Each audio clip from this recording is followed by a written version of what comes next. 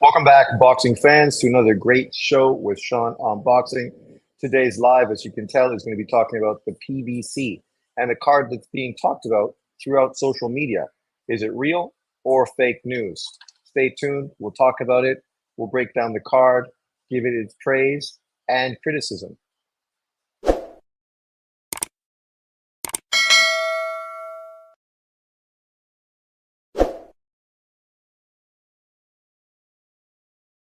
Welcome back, boxing fans.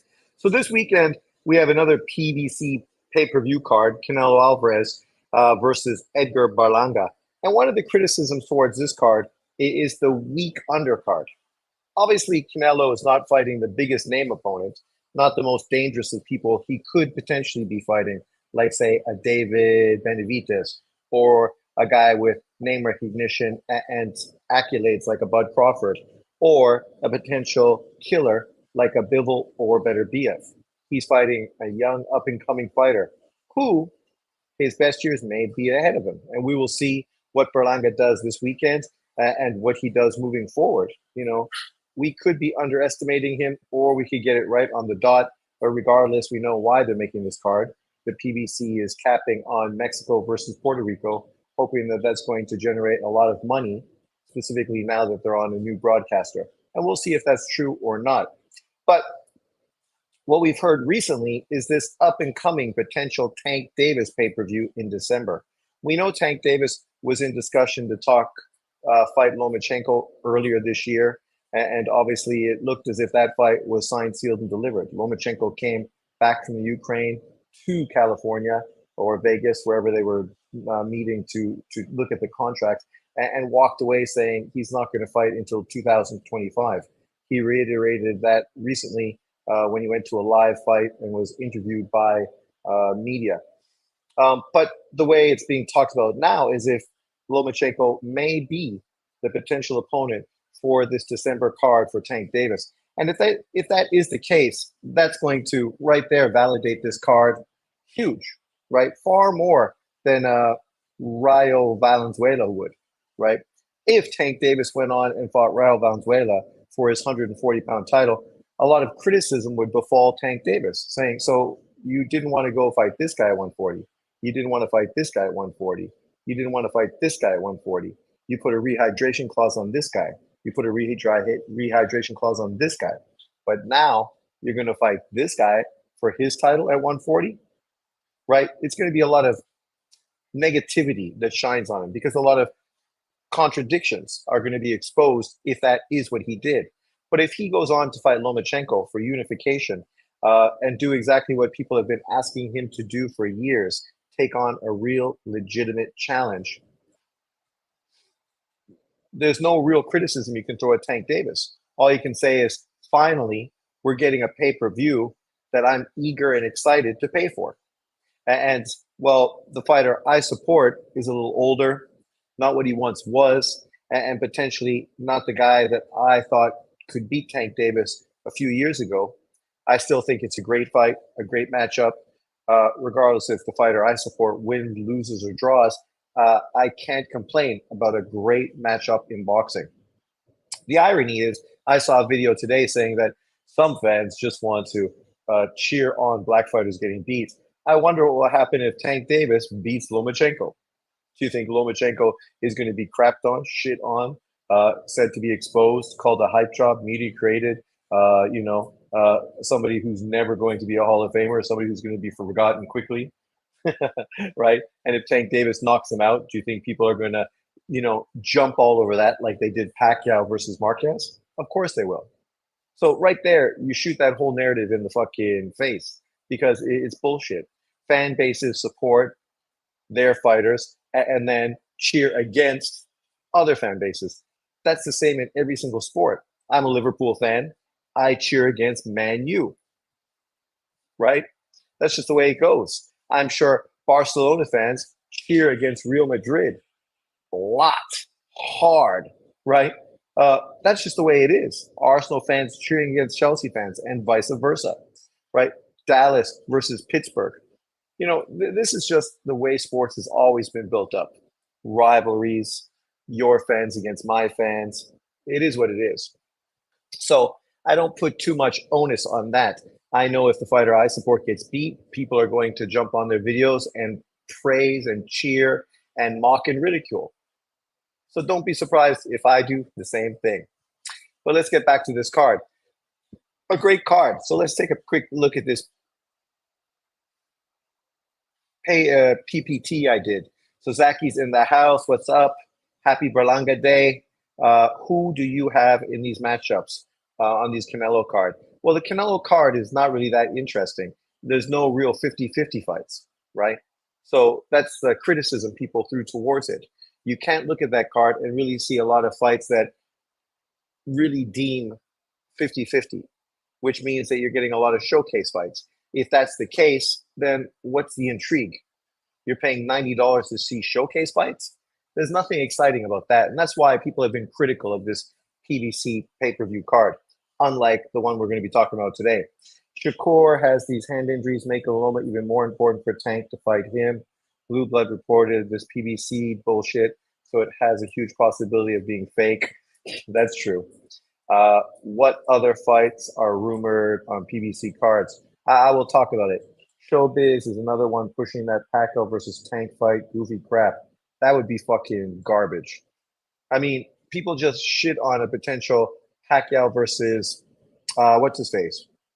147-pound WBC elevated champion that Tank Davis beat back in the day. Mario Barros. Nobody wants to see that fight. Doesn't fucking make any sense at all. But now Tank Davis? Come on, fuck off. Do you see Plant losing? Not this fight. Yeah, Barrios. Come on. This is not the kind of opponent that Caleb Plant should lose to. He's too good of a boxer. He should go in there and easily be able to outbox this fighter. It might not be a pretty fight, but it's not a fight that anybody sees as a true 50-50. But let's check out this super card from the PBC. So there's the possible lineup for this December 14th PBC card. And the PBC, of course, is doing what they always do, you know, rehashing a lot of old fighters and doing what they've done ever since they represented Floyd Mayweather, right? This is what they've always loved to do, just rehash old fighters past their best with name recognition, thinking that that name recognition is going to be enough to sell their pay-per-views. But when I look at this card, I'm pleasantly surprised by the matchups, right? Like there's not one matchup I can see on this card where I outright say this is a cherry pick, a showcase fight. Don't worry, Lily, it's not a ghost, it's just wind. My door blew open and the dog was just like, it's okay, don't worry. Come on. Come on, no ghosts. It's just wind, rainy outside. But besides ghosts haunting my dog, everything is fine. So let's get to this. Jesse Hart isn't even ranked in the top 10 in the WBC. Well, you can say that, but he is ranked in the top 10 by BoxRec. And he obviously is a very credible opponent. Whether he's the kind of opponent that's going to sell a pay-per-view by itself, that's fair. But reality is this isn't a fight card that's being sold by David Benavidez versus Jesse Hart. That's just one of many fights on this card. So you can't be too critical of it. Overall, it's a pretty solid fight. Oh, who's the smiley girl? Who's the smiley girl? Okay. Go. But we'll break it down right now. So let's take a quick peek. So of course, as I mentioned, Gervonta Tank Davis and that Vasily Lomachenko fight being restarted. Maybe they came back with a reasonable offer and an offer where Lomachenko was happy to jump at the chance and come a little earlier. So, you know, that's obviously the headline of this fight. That is the selling point, unification fight. First unification fight for Tank Davis. For Lomachenko, obviously he's been in several unification fights throughout his career. This is no different. Would Tank Davis be the best opponent on Vasily Lomachenko's resume? Maybe, maybe not. We have to wait to see how many of these fighters' careers unfold. Maybe Lopez, maybe Haney, you know, maybe they will be better at the end of their careers. Or maybe Tank Davis will be the best of the bunch. For Tank Davis, Vasily Lomachenko is easily the best opponent on his resume. And that just comes at the precipice of him turning 30 years old. Finally, he's taking on a pound for pound quality, legitimate opponent. And that's great. We can salute that and say, this is all we've ever been asking Tank Davis to do. Take on legitimate opponents. If you beat them, you will get your praise. If you lose, then like boxing shows you, you are protected and not that good. But nobody thinks that's the case. Really, nobody does.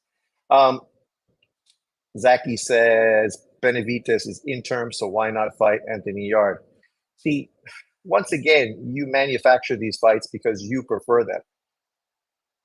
This is a PBC card. Why would they work with Anthony Yard? Right? They have no connection to Anthony Yard. Anthony Yard doesn't sell in the US, so there's no point. Jesse Hart's been in with Zerto Ramirez. He's been in with very credible opponents. He is a legitimate 175-pound fighter. This is Benavides' second fight at that weight class. It's a very good opponent. Yard would smoke Benavides. I think so. Yeah, I like the card, just not Hart. Laugh out loud. PBC will never make this kind of card. Well, Fight Scout, the reality is sometimes these kind of things happen because of what's happening in boxing around you. With this Saudi Arabia money, these cards, these promoters working together, all the great cards that are being made, that California Golden Boy card that's going to be happening, free, no pay-per-view, on the zone, apparently. Things like that sort of put pressure on you to make sure that your cards are solid. And the fact that this is all in-house opponents, it benefits you. It's on your new platform. It's pay-per-view. So, you're going to try to generate as much views as possible. You put a card like this together, and you have a good chance of generating maybe 1 million views for this pay-per-view. And at that point, you could say that, look, Tank Davis did another pay-per-view, even though it's with his best opponent to date with a stacked undercard. Where are we? I highly doubt Tank gets in the ring with Loma. That's not true. I hear a lot of people that call Tank a hype job. Well, people call Tank a hype job because they feel he's been protected his whole career. But nobody that watches him fight really can be honestly thinking that he's a hype job. He does exactly what he should do against the opponents he's in. He destroys them in sensational fashion, right? There's always going to be haters. A lot of those people calling him hype jobs tend to be fucking Devin Haney fans, ironically enough.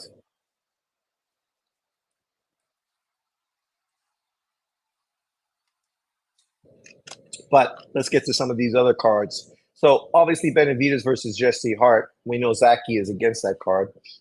But the truth is, Jesse Hart's a quality fighter. He's been in with quality opponents. He's done well against those opponents. I don't know if he's ever really been dominated and destroyed by anybody in his career. Let's just take a quick peek while we're here. So on BoxRec, he's currently ranked number 9 behind Bivol, Beterbiev, Benavides, Morale, Buatsi, Smith, Albert Ramirez, Vosdick, then Jesse Hart. Anthony Yard is ranked below him. So right now, currently 21-3, never been knocked out, right? Never been knocked out and been in with a lot of good fighters, right? So, that in itself is pretty good. He's 35 years old, 6'3", 78-inch reach. When you look at his last 1, 2, 3, 4, 5 fights, he's won all 5 of his fights since his split decision loss to Joe Smith, a split decision loss. Prior to that, he lost to Sullivan. He beat Sullivan Barrera and then lost a majority decision to Gilberto Ramirez. You have to go all the way back to 2017 when he lost the unanimous decision to him. So 1 majority decision, 1 unanimous decision, 1 split decision against 3 world champions. Now you throw him in with David Benavides. That shit's quality, man. Quality. It's a very, very dangerous fight for David Benavides. And he's not in with a guy who's a punk. This is a guy that's really got a stronger chin than Vosdick, right? Vosdick's been knocked out. Hart's never been knocked out. It's not even a good card either. Charlos, don't fight anybody, no matter the cost. Well, come on, look at the card. If this is the way the card unfolds, this is a fucking sensational card.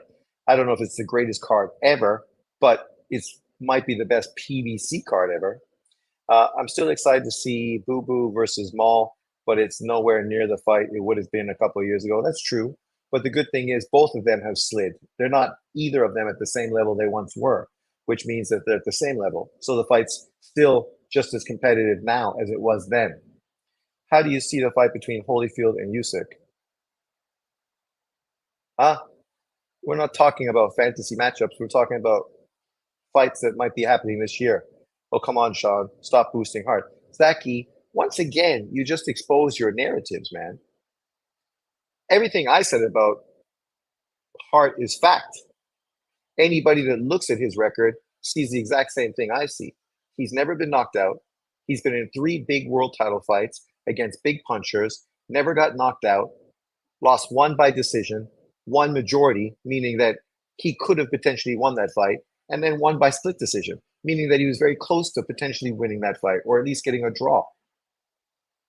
So him as an opponent for a guy, David Benavidez, who's just moved up to a second division, is a quality opponent. Actually, a better opponent than Vosdik, because Vozdik's literally fucking coming off of 4 years retirement, fighting pure ass bums in his last 2 fights. It's like Opataya fighting Massey. Oh, give me a break. You know that's not even fucking close to reality. Massey is a domestic level opponent, right? That's all he is, who's never been in a fucking legitimate fight in his career. Come on. Americans don't even know who that fucking guy is. Hart is okay, but I think he's a stepping stone, step down from Vostik. Well, it's hard to be a step down from Vostik when you're far more active and you've been doing more relevant than Vostik is. Uh, 2024, you've already fought once. 2023, you fought twice. You didn't fight in 2022. 2021, you fought twice. You fought for a world title in 2020. 2019, you fought against a quality opponent in Barrera. 2018, you fought 3 times, 4 times, right, against good opposition, one of which was a world title fight. What has Volstik been doing? 2023, 2022, 21, 20, that dude was retired, not even fucking boxing anymore. So, I mean, it's easy to be critical. I mean, that's what Zaki does constantly, so it's not a surprise.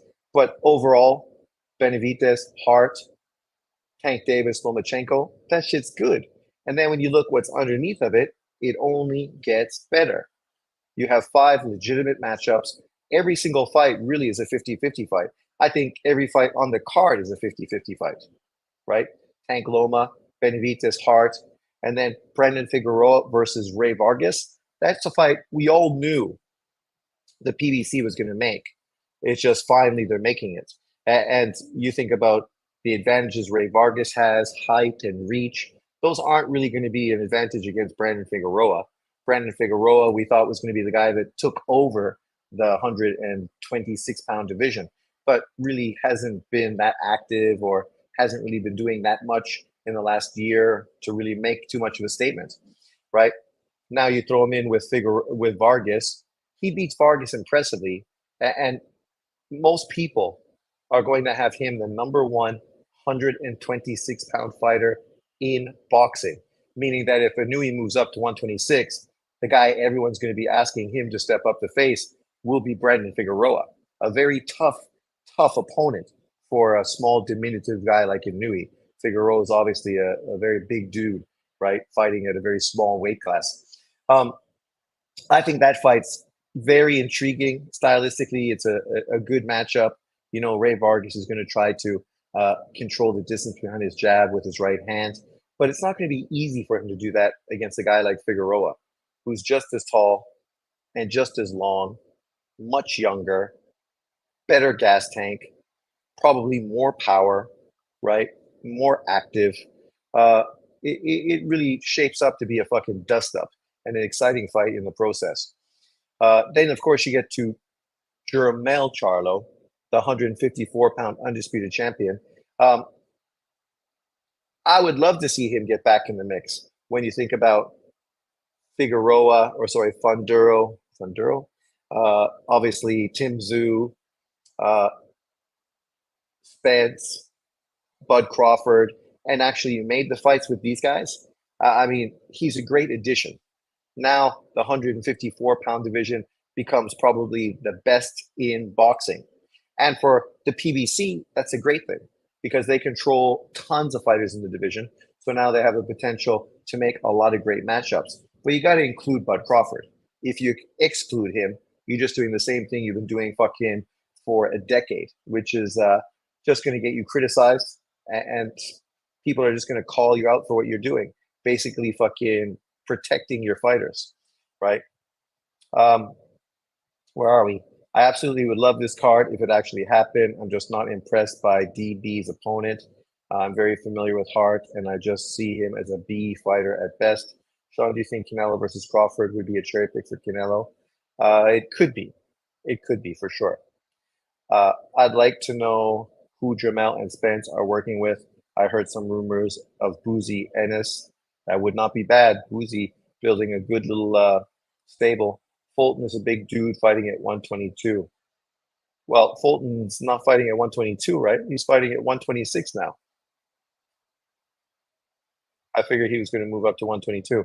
Didn't he move to 122? I'm pretty sure this fight tomorrow is at 126, right? I could be wrong. I didn't look at the numbers specifically, but that's what I expect. If he's staying at 122, I don't know what that says. That means he's just trying to stay down at 122 so he can use size advantages. Yeah, it's at 126. That's what everybody would expect. Obviously, you lose to a Nui at 122. You got to move up, man. Because what are you going to do at 122? Try to get a rematch, build yourself back up to where that fight becomes relevant. Um, Who Bozy is not going to train anyone that could potentially be a future Boots opponent. Yeah, but I don't think potentially they would be opponents. He's not part of the PBC, and we know the PBC don't want to work with any non-PBC fighters.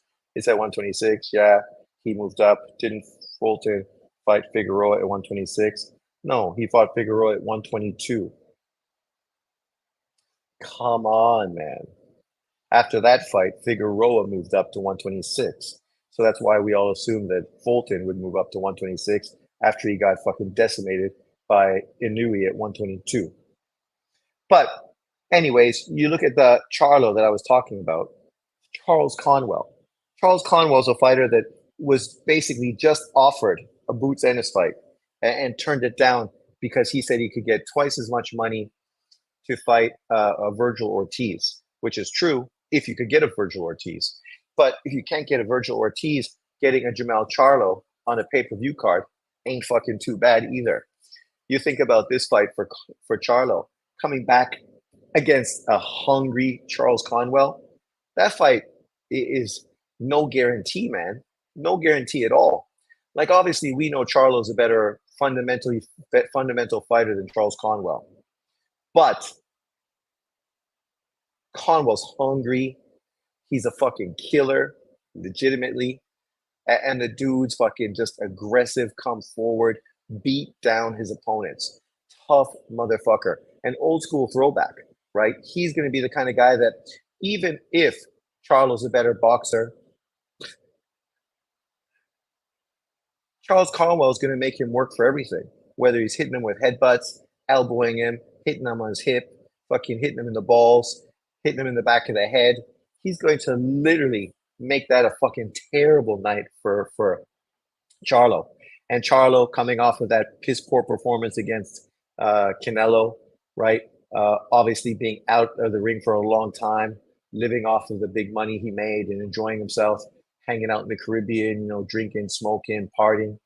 Now you're going to come back and you got to fucking put yourself in a fight like this against a dude like that, a dude whose fucking skin is like leather.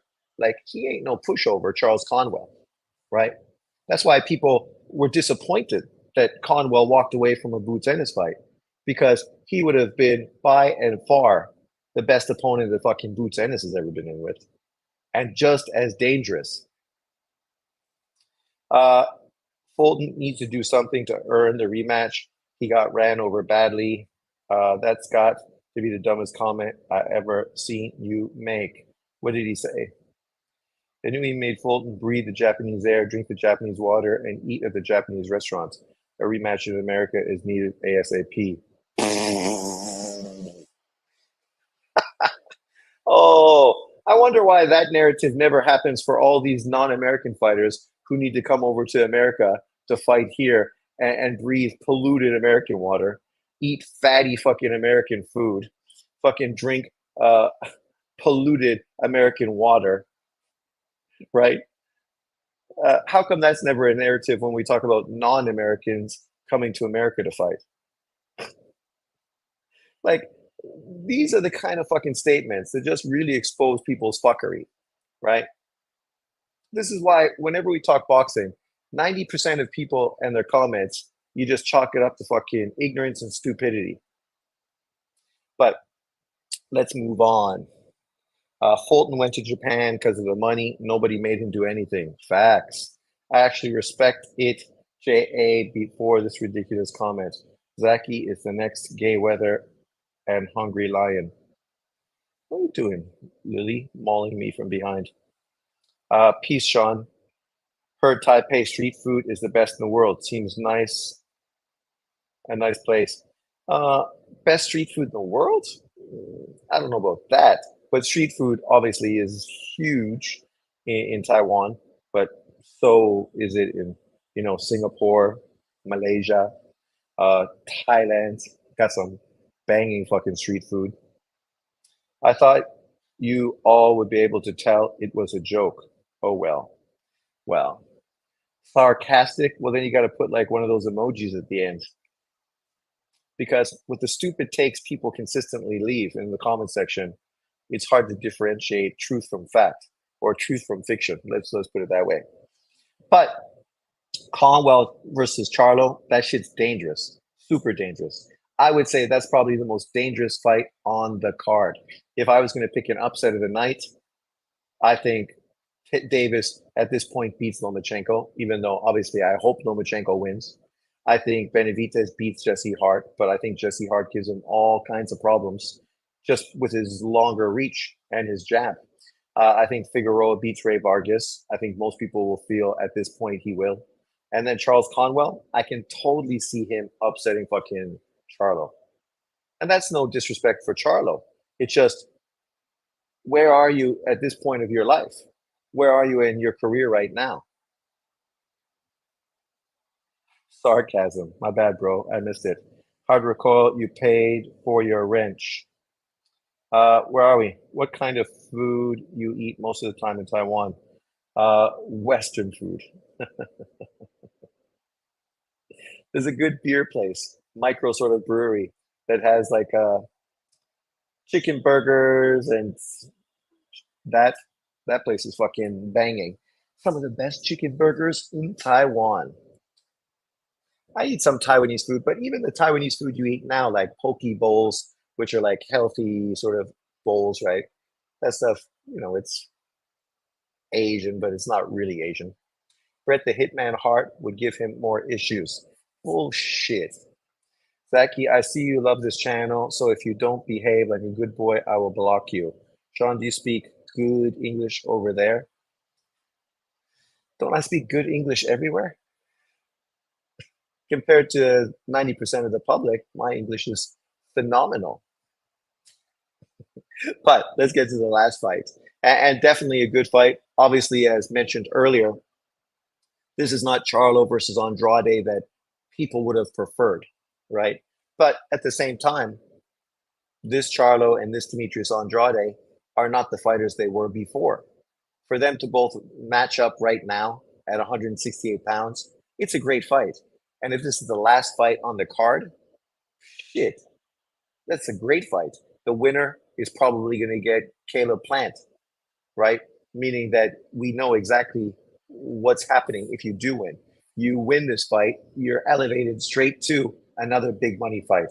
For Charlo, if you beat Conwell, that probably means you walk into a Fonduro fight, or maybe, a Bud Crawford fight,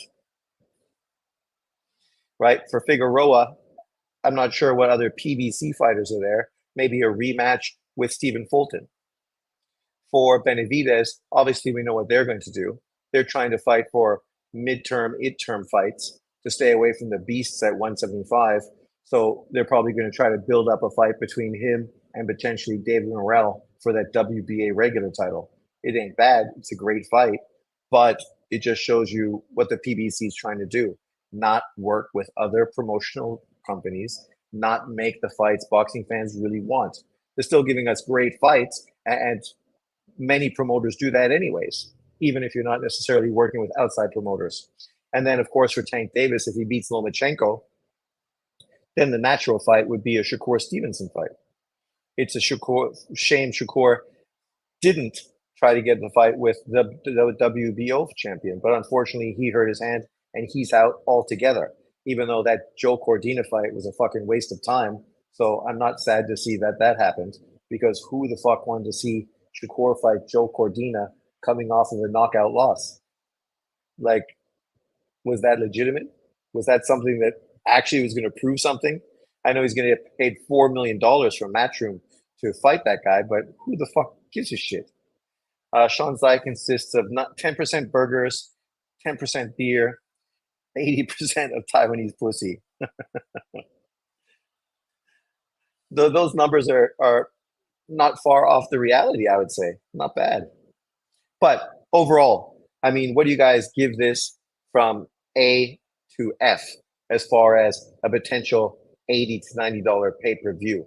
For me, I definitely think this is an A. I'd be happy if the PBC made this card. Actually, I'd be more than happy. I'd be fucking ecstatic.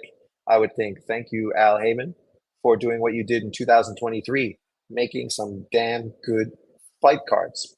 Unfortunately, in 2024, we haven't been getting too much of that. So there is an onus on them to step up and do something. Block me, then cowards, unsubbed. Big Dosser, you're unsubbed. Well, why are you so fucking sensitive? You notice nobody even mentioned his comment, and all of a sudden he fucking had a fucking shit fit. Just because he left a stupid comment that had nothing to do with boxing. But anybody that calls themselves Big Dosser is obviously a Fury fan. So you can't be surprised he said something stupid, because obviously if you support Tyson Fury, that says everything we need to know about you intellectually. But why are you fucking upset, dude? Did someone time you out? You unsubbed. Oh my God. I'm heartbroken. Uh, Shakur has had hand injuries since the Santos fight. Doesn't that worry you? You are keeping Tank off you with those toddler hands. Well, I mean, unfortunately, boxers with hand issues is a historical norm. Floyd Mayweather moved to Vegas because he could get shots in his hands to extend his career. Also wear gloves that would protect him. Stop trying to knock guys out and just tried to win in the most boring fashion possible. Was successful doing it, but obviously people didn't really enjoy watching him fight at that point, except of course for Flomos. We had Jeff Fennick, who was a great fighter, 126 Australian fighter, him and Zuma Nelson. Jeff Fennick was one of Mike Tyson's favorite fighters to watch. I love Jeff Fennick. But again, small fists, injured all the time. As a boxer, your hands are everything. These dudes need to do what the Kung Fu masters did to make their hands stronger, right? Sand, soak them in fucking vinegar, do whatever you have to do to make those weak pussy ass hands stronger, because that's what's paying fucking your career. So you got to do what you got to do, right? Sergio Mendoza, impressive knockout on the co-main event. He is a boxing star in the making. 24 wins, 21 KOs. Mexico has another one. What's going on with Spence? Apparently, Spence is talking about going to 160. Why? Well, of course, to fight the winner of fucking Garcia versus Laura in what the PBC loves to do. Useless fucking old man fights, trying to use their name recognition to continue to repackage fucking fights that nobody's asking for. Nobody wanted to see Garcia versus Laura. It's garbage. And now you're going to have Spence go to 160 to take on the winner? Who gives a fuck? I mean, literally, we're just talking about how 154 pounds is the best weight division in boxing. But yet you're going to skip over 154 to go to 160, one of the shittiest divisions in boxing. Please explain to me how the fuck that makes any sense. Right? Like it makes no sense at all. And there's not bigger money fights because what are you going to fight? Laura or Carlos Adames? Neither of those fucking fights you could even put on pay-per-view. Who's going to fucking pay to watch Errol Spence fight Laura on pay-per-view unless it's an undercard fight? Or fucking Spence versus Carlos Adames for his WBC title? Please. Please. Nobody's fucking interested in that shit. Not at all. You're way better off staying at 154, having Charlo get back to that division, and then mixing it up with Zoo, Charlo, Spence, Funduro, fucking Bud Crawford, Charles Conwell. Who else is in that division? There's quite a few other fighters to talk about. Jesus Ramos, Erickson Lubin. You know, the division is fucking stacked. Literally, you just fucking throw the names in the hat, pick out two, throw it together, put another one on the undercard, and you got a great card. I mean, you can't go wrong, really, at that division. Spence is trying to stay away from Crawford, as he should. Bo Max training Eubanks too. Spence versus Eubanks in the UK would be fire. Would be fire. I mean, I guess it would sell because Spence got name recognition and Eubanks is Eubanks, but that's probably the only thing you could do because in the States, nobody wants to see fucking Spence versus Eubanks. That shit don't make any sense at all. And those Novocaine shots Floyd got are illegal in a lot of places, but not Vegas. Yeah, but that's why Floyd moved to Vegas and only fought in Vegas. So he could put those shots in his hands and extend his career. People that historically criticized Manny Pacquiao for using PEDs, which he never failed to test in, ignore the fact that Floyd Mayweather used something in his hands that you couldn't use in other states because it was illegal. Hollow Ninja, what's up, my man? I think if Funduro keeps playing games, Bud can move up and fight the winner of Garcia versus Lara. Man, nobody wants to see that shit either. Ricardo Magic Salas at 147 facing Roman Villa. He is another Mexican fighter that can have a great performance. He is like a pit bull at 147. The problem is that dude's fucking fought pure bum ass motherfuckers, all domestic level, low level fucking dudes at 147. Like Roman Villa's resume looks fucking great compared to his, right? Because I didn't know who he was, and I thought, oh, it's Mexican on Mexican. It's probably going to be a good fight, and you never know who these dudes are. They come out of nowhere and fucking make a name for themselves, right? When we say the Mexican fucking wheel, conveyor belt of great Mexican fighters continues. I know John loves to talk about Black American fighters that way, but for Mexicans, it's the same thing. You think about all these dudes coming down the pipeline consistently that nobody's heard of until they upset somebody and then become world champions and go on to have significant careers, right? He could be another one. But when I looked at his resume, I was like, who's this guy fighting? Notice all of these Duck Funduro. Eubanks' upcoming fight is absolutely abysmal. Hollow Ninja, thank you very much. You're a good man, Chopin. The Bud Crawford hate is absolutely unnecessary. Well, I don't know how anybody that calls themselves a boxing fan can hate on Crawford. You might not like him. That's fine. You don't have to like everyone in the sport of boxing. Just like as a Liverpool fan, I don't have to like every fucking footballer in England. And I don't. A lot of them I don't like at all. But I don't make a fucking big deal about it. It's like the Caitlin Clark hate. You don't have to like this white girl who's fucking made the WNBA fucking relevant because after 28 years of irrelevance, it took one fucking girl to come out of college to actually make it relevant. And now you guys are hating on her. Fine. You don't have to like her, but you got to understand what she's doing for your league and how that's going to benefit you as a player, a coach, a manager, or whoever else. Bud wants a payday. Well, Bud deserves a payday.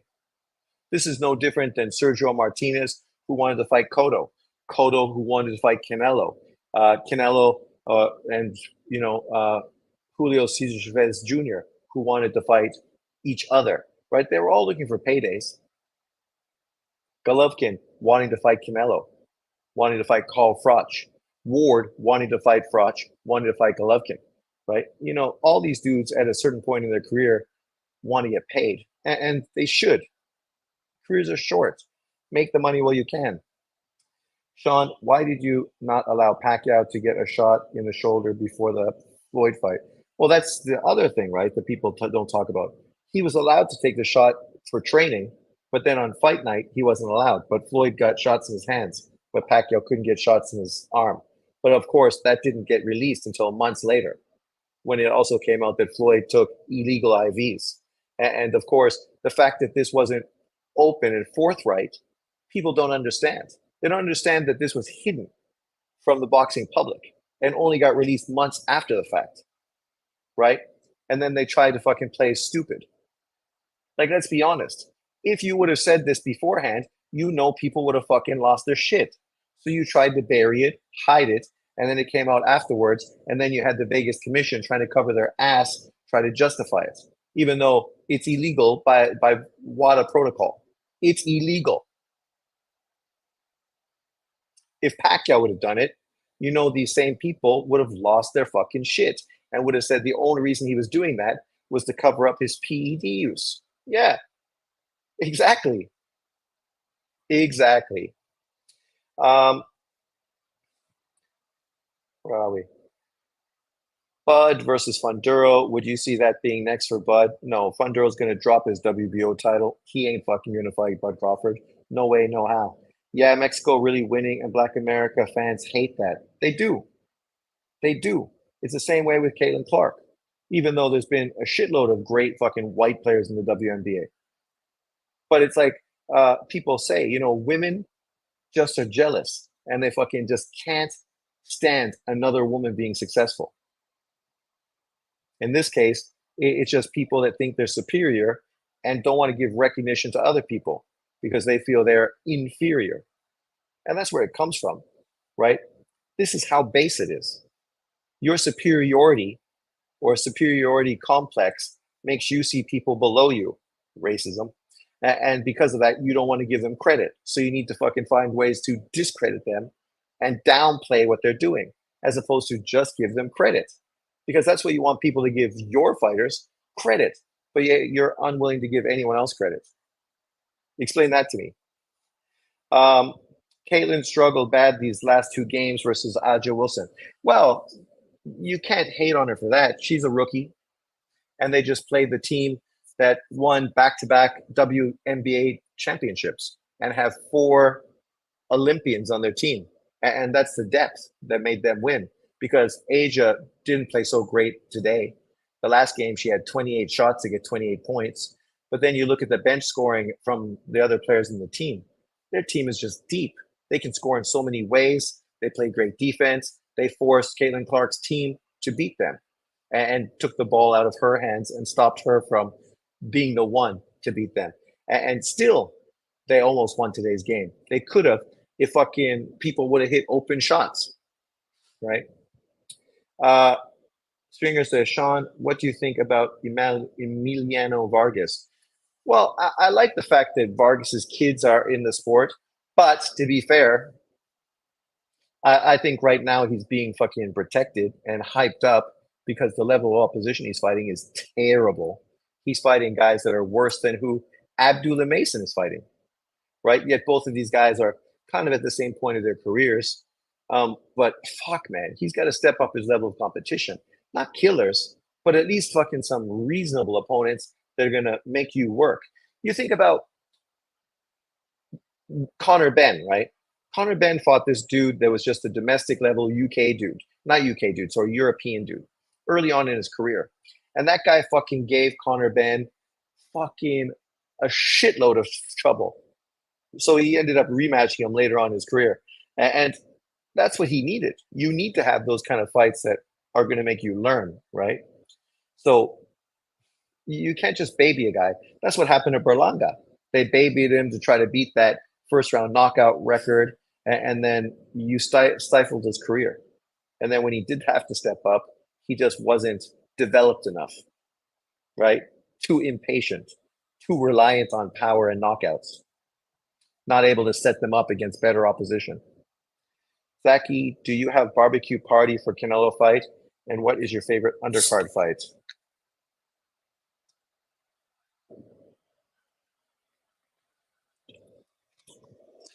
Hollow Ninja says the term pound for pound is used too loosely in boxing. Pound for pound primarily is Crawford and Newey and Usyk. They moved up divisions, faced challenges, and fought the best. Yeah, well, that's the thing. Thank you very much, Hollow Ninja, for your generous contribution. Stringer from above, you too. Thank you very much. Um, that's why people think those three fighters are at the pinnacle of the pound for pound list right now. And underneath of them, you have Canelo, Bivol, Beterbiev, right? And then underneath them, you have Tank, Bam, Junta Nakatani, maybe Devin Haney. We'll see how he bounces back after that last fight. Shakur, Lomachenko. And right, there's definite levels at this point. And those three guys easily are the three best. The only two division undisputed fighters in boxing history. That tells you everything you need to know. Like, this is giving people praise for actually fucking putting in the work and accomplishing what they should accomplish. So congratulations to all three of them. People need to stop calling guys like Boots and his pound for pound. He ain't done shit. Yeah. Well, people have been trying to shoehorn him into the pound for pound list for the last 3 years now. And I'm an advocate of Boots. When people were hating on him, JB, I was pushing Boots and supporting him and defending him. But you got to be fair. The dude never beat a world champion yet in his career. And when you think about top 10 opponents he's faced, I don't know how many there are. It's been limited. And sure, he's kind of been fucked over when he was being promoted and built up by Showtime. And right now, obviously, he's struggling to get some of the fights we prefer right now, right? So we're just hoping he can get the fights to actually prove he is great. But you got to fucking fight the fights. What's Bam to do next? What's the reason El Gallo not doing the rematch?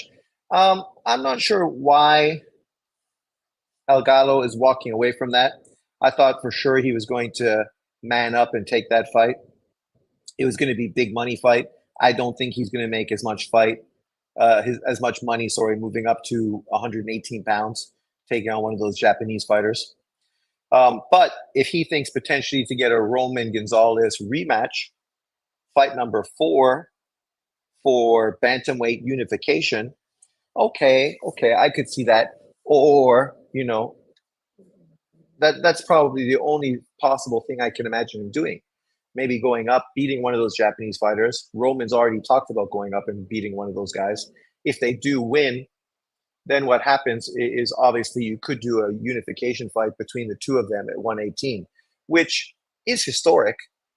And they're both old, so them fighting one another makes sense at this point in their careers, right? But yeah. There's a high possibility that Bud versus Funduro can happen in December. I don't see that. No, hard recall. I don't call Canelo barbecues, but if I did, we would be serving duck. My favorite on his undercard. I don't know. I guess plant. Hollinger 10, just curious. Did you consider GG a pound for pound fighter? Yes, just like I consider Tank Davis pound for pound. Do you see Berlanga using a real jab in this fight? He better use a fucking real jab. You see how big he is compared to Canelo Alvarez? You better utilize your natural advantages. Uh, yeah, GG is he fought too many killers in his division, like Spence. And imagine if he would have got those world champion fights that blatantly ducked him. There's like 6, 7, or 8 champions that he could have fought that fucking ran the other direction. Not the barbecue. Spence. I don't know how long it's going to take to Punch Drunk to realize that the PBC does not like Bud Crawford. He's always full of bullshit narratives anyway. GGG was absolutely top three pound for pound at his peak. What killers? Of course, Zaki, you asking that question, we know you're going to find ways to discredit Golovkin. But Golovkin did exactly what Tank Davis is doing. He destroyed all the guys he fought that he was supposed to destroy. All the guys he wanted to fight, Cotto, Canelo, Sergio Martinez, fucking Billy Joe Saunders, fucking the one guy hurt his back. That fight was confirmed that he was going to fight him, but then he hurt his back and retired afterwards. Of course, there was Andy Lee. Then, of course, there was Solomon, the Australian fighter. There was the English guy, Barker, that he was going to try to unify against, but Barker ducked him to get beaten his next fight, only to come back and then fight him afterwards. There was who's the fucking dude from New York that said he needed $10 million? Dmitry Parov, yeah, had to retire. The guy that said he needed $10 million to fight fucking Quillen, Peter Quillen, right? There was Felix Sturm, who ducked his ass for fucking years, even when they were under the same promoter. That's 10 world champions I just listed that ducked him. Canelo literally fucking pulled a Riddick Bowe and dumped his fucking belt in the garbage instead of fighting Golovkin. But people are going to dismiss and ignore that and say, well, he didn't really fight that many great guys. He should have fought Andre Ward. So he should fucking have fought a 175-pound guy coming out of 2 years fucking retirement, because that was significant.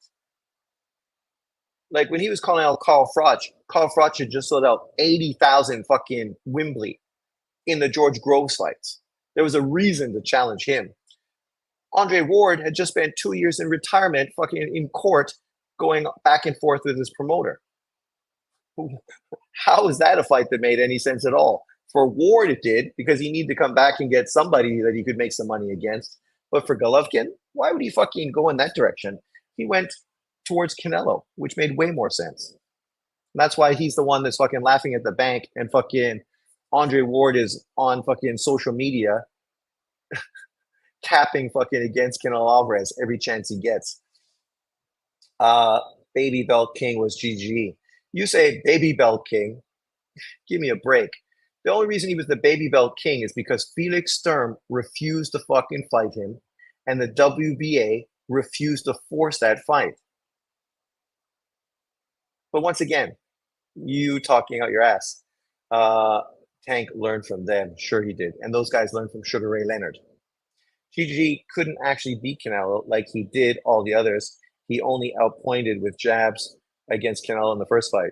And he could have fought him earlier, except Canelo ducked him.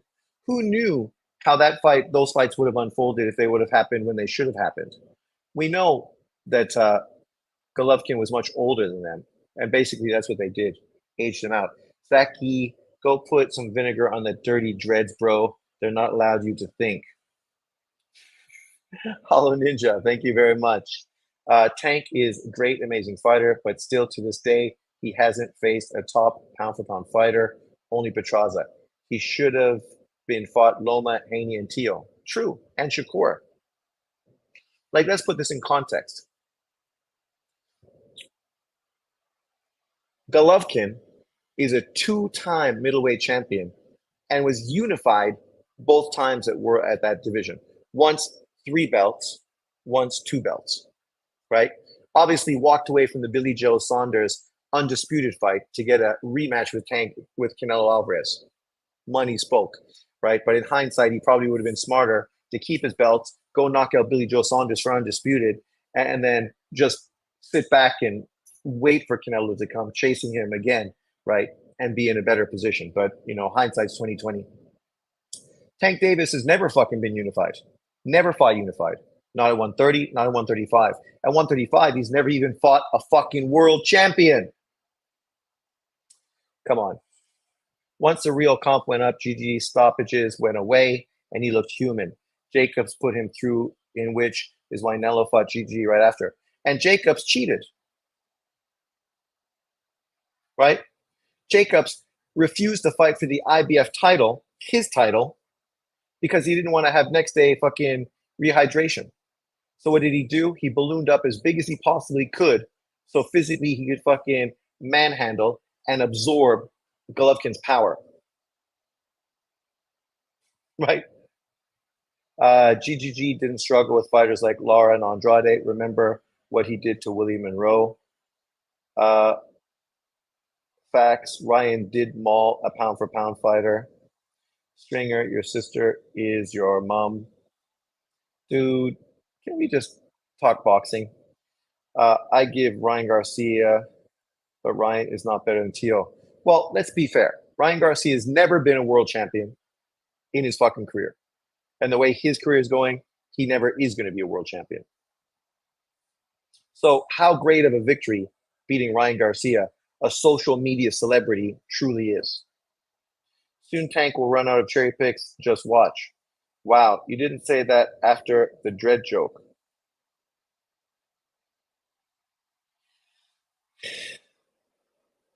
So, hair and moms are the same fucking level to you. So, if we make fun of your mom, Zaki, that's the same level as making fun of your hair. As a brother, I know moms are fucking sensitive areas. You can say a lot of things about people, but you don't fucking say stuff about their mom. You know that too. Jacobs was so happy to survive 12 rounds that he acted like he won. Look at Zaki trying to victimize himself.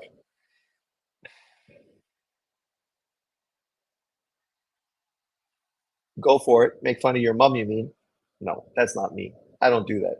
I hang with enough brothers in my life to realize you could mock and ridicule dudes fucking and humiliate them real bad in front of fucking tons of people. And fucking it was cool. You didn't have to worry about anything. But you don't go after someone's mom. That's why I never got fucking punched in the mouth all those years fucking mocking and ridiculing fucking people. Salute, Machado, what's up? Back to boxing. Let's do it. But as we were saying, this is a great card. What's the reality of this actually happening? Probably 20%, 25%, right? I wouldn't be surprised to get something similar.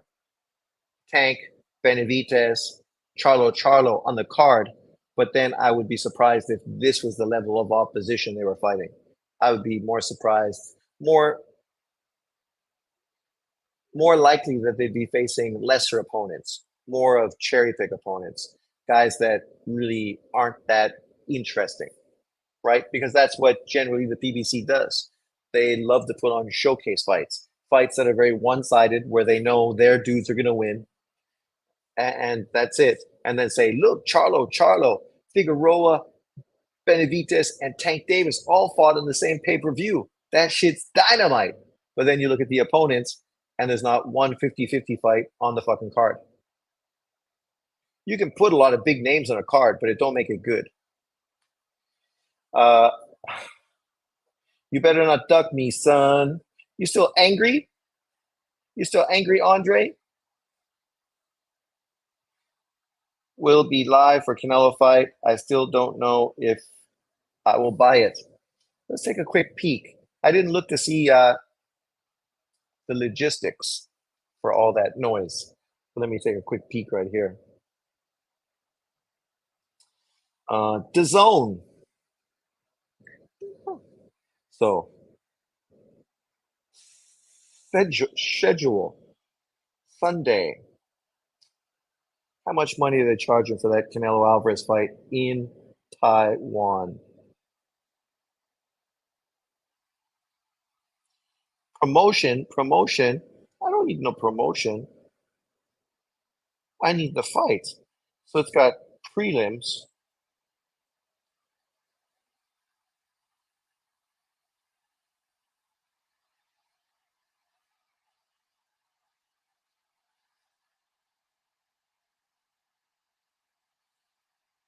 I don't know. It told me to stream the fight. It didn't talk about money. So it might be actually free in Taiwan.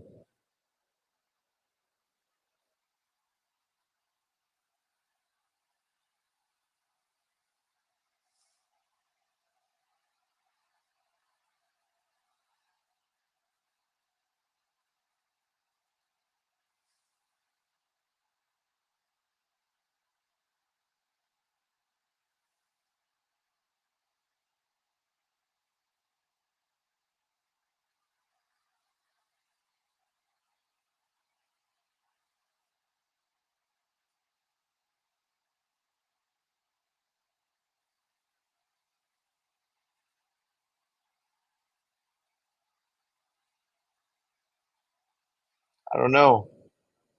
I don't know if I'm going to be able to. We'll have to see what the deal is. Usually, when I type on a fight like that, it will tell me how much it's going to cost me to pay for the pay-per-view. But I never seen something redirecting me like that before. So we'll have to see what happens tomorrow.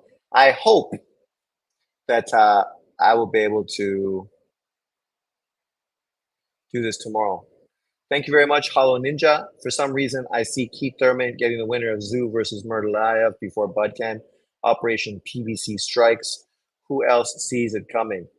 I fucking would not be surprised or shocked. That's exactly what the PBC does. That's their MO, right? Jamming a Keith Thurman into a fight as opposed to seeing Tim Zoo fight a Bud Crawford or rematching Funduro or fighting an Errol Spence or fighting a Charlo, right?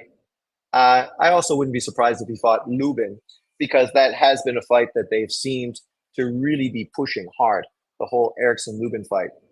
This card is full of great names, but with bad opponents. Try typing for PBC. Hard recoil, which one? You talking about the Canelo fight or this December card? Stringer, back to boxing, shake my head. You fired shots first, and I'm the victim. But you're still talking about it. I don't see BBC building a main event with Thurman again with Zoo. No confidence in Keith to show up. Well, you would hope so.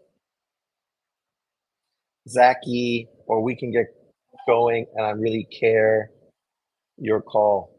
I feel sorry for Bud Crawford, Sean. Imagine losing 5 to 6 years of your career. He didn't lose it, but yeah, the reality is, unfortunately, for a lot of boxers, this is what happens, right? A lot of the fights that you would hope they get, they didn't get. Golovkin, right? Andrade. There's been lots of guys that just couldn't get the fights that could have really solidified their careers. Canelo wasn't actually campaigning at 160 when he first beat Cotto at 155. I wouldn't say he was ducking GGG at the time. It's kind of like saying GG was ducking Ward at 168, except Ward never fought at 168 when he came back to boxing. He came back after 2 years of retirement and continued to fight at light heavyweight every single fight. Sure, in between weights, but never made 168 pounds again in his career. In what, 5 fights?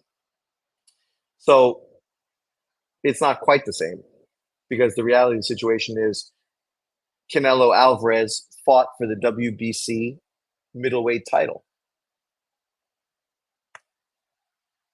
Golovkin didn't fight for the 168-pound WBC title, which then would have forced him to fight Andre Ward somehow to make that similar.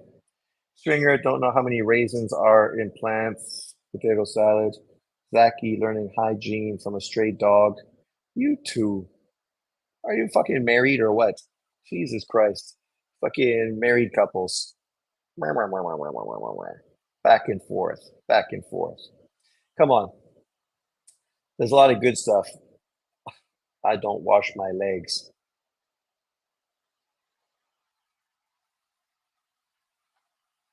Sean, you think you and Boxing Realist could ever do a live together? You and him have a lot of the same views. I don't know what to think about that dude. He seems very fake and very formulated, right? Nothing he says sounds authentic. You know what I mean? When you listen to him talk, it doesn't sound like he's being authentic in his beliefs. But yes, we both do point out some of the blatant double standards and hypocrisies in the boxing world. That is true. But I've been doing it for 10 years. So cheers to me.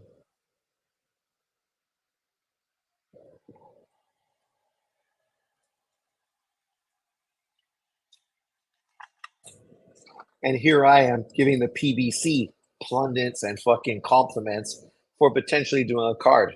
We'll see if they do it or not, but we can cross our fingers and hope because that's all we ever do. As boxing fans, I don't know how somebody can come out and fucking attack people for wanting Tank Davis to fight legitimate opposition. Whereas if you talk to any of us here, all we want to do is see everybody fight legitimate fucking competition. I know Zachy would say that's not necessarily true, but it's totally fucking completely true. What we want to see is all the best fighters fight. Obviously, we understand why certain fights don't happen, logistics, whatever the situation may be. But it doesn't change the fact that we still want those fights to happen. And then when fights are garbage, we understand that and we point it out and say, eh. But then at the same time, talking about a guy, thank you very much, Hollow Ninja. PBC stands for Prevent Bud Crawford. That's crazy. That's fucking true. You got to think about the reality. Trying to compare Tank Davis to William Cepeda and then wonder why there's different energy. And then be so stupid to not understand that one guy sells $80 pay-per-views, the other guy fights on free fucking TV. One guy is a world champion, a pound for pound fighter who people say is the face of boxing. The other guy is a contender. So would you be surprised that people's energy is different? I wouldn't be surprised. Because if I'm getting to watch William Cepeda fight free, my expectations on who he fights are obviously going to be lower. But if I'm going to pay 80 fucking dollars for a pay-per-view, my expectations on who somebody's going to fight are obviously going to be higher, right? This is just the way it is, right? If I go buy a brand new pair of Jordans and then I go buy fucking a pair of unknown fucking shoes from fucking Walmart, I expect the Jordans are going to cost more money than the unknown fucking shoes I bought at Walmart. You don't need to point that out to me. I'm smart enough just to realize that this is the way fucking shit works. But unfortunately, we have too many stupid motherfuckers on YouTube that obviously can't see the forest from the fucking trees. You and JB should do a fight take type of boxing debate show. I said that to him. I said that. I said, fuck, man, we should totally do that. Because in truth, we don't hate each other. When we talk to each other, I mean, we're very civil, right? There's no animosity or hate. Even though he did shut down my channel, that's a pretty fucking petty thing to do, right? Think about that man to man. That's literally what you're doing. You're trying to shut down my channel and all the hard work I put in, right? That's some fucking scummy shit, man. But that says a lot about somebody's character, right? Johnny Boy's in prison, Stringer. So yeah, great idea. Hopefully my picture gives you more credibility on this channel now. Man, now, brother, I'm going to give you a fucking wrench. Who the hell is Johnny Boy? JB. Well, John Boxing and Johnny Boy, different people. One's black, one's white, one's Italian, one's not.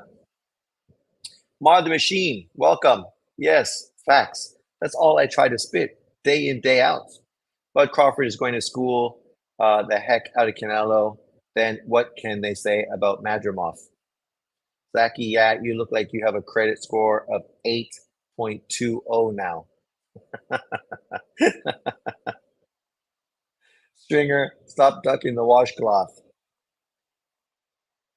You had a lot of followers and a lot of good videos. Yeah, it's just, it's like you go and you burn fucking somebody's books, right? Like you may not like reading the books, you may not agree with the books, but burning them is still fucking vile. No one said you got to read them. No one says you got to promote them. No one says you got to fucking buy them. But to destroy them, what does that say about a person? Especially people that fucking want to play victim constantly. If the shoe was on the other foot, imagine. Imagine if I was the result of fucking 78 Sports TV's channel being shut down. Imagine the vile, poisonous fucking narrative that would come from him criticizing me for doing that. But yet he's fucking happy that he did it. But people, you can lead a fucking dumbass to fucking school, but you can't make them learn. Zachy Googled generic white guy for that pic. It's so dirty shit to do, bro. No, it's dirty. It's dirty.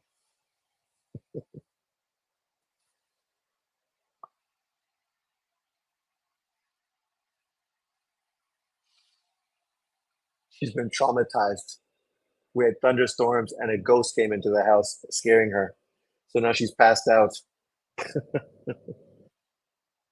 Funny. But boys, I gotta bust out. I gotta take the baby for a walk. We'll go for a walk.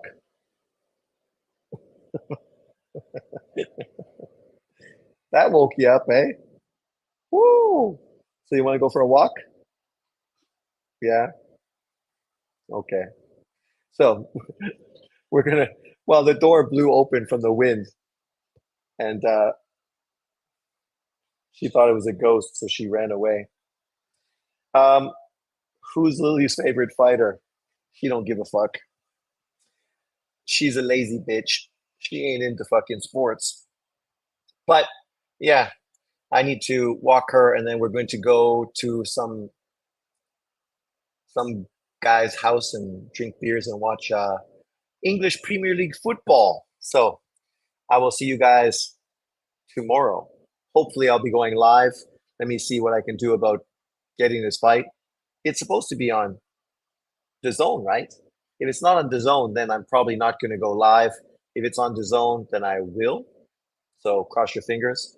If not, we'll see what happens.